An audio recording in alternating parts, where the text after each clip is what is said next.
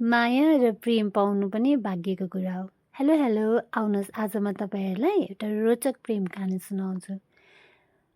धेरै वरर पर सोच्नै पर्दैन, यो मेरै कहानी हो, आफ्नै कहानी हो है।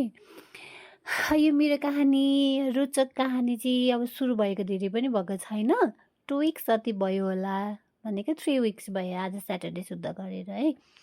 यो प्रेम कहानीमा चाहिँ मेरो तर्फबाट कुनै पनि झुकाव छैन।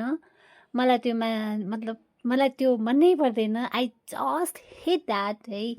तर उसलाई म साह्रै नै मनपर्ने कि असाध्यै मनपर्ने। अब यतिसम्म मनपर्ने होइन, उसँग त्यत्रो धेरै चोइस थियो नि त, 40-45जना मान्छेहरू थियो होइन। उसलाई मै चाहिनुपर्ने, म नै चाहिनुपर्ने, मेरै पछि लाग्नुपर्ने। त्यसपछि म थकिहारी ओहो भनेर आएँ, फेरि आज पनि म गएँ होइन। त्यो फेरि आज पनि मेरो नै पछि लाग्यो। माई गुडनेस यार, कति चाहिँ माया गरेको। मलाई चाहिएन कि तेरो माया, मलाई फिटिक्कै चाहिएन। जुका बहादुर प्लिज फरगिभ मी यार। एगेन म जुकालाई टोकाउन गएँ। सो स्याड भन्दै म फेरि पानीमा रुच्दै भिज्दै खिलखिलाउँदै म घुम्न थालेँ।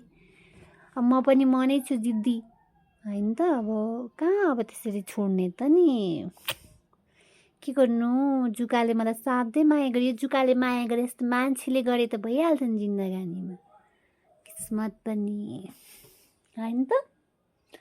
Okay by by.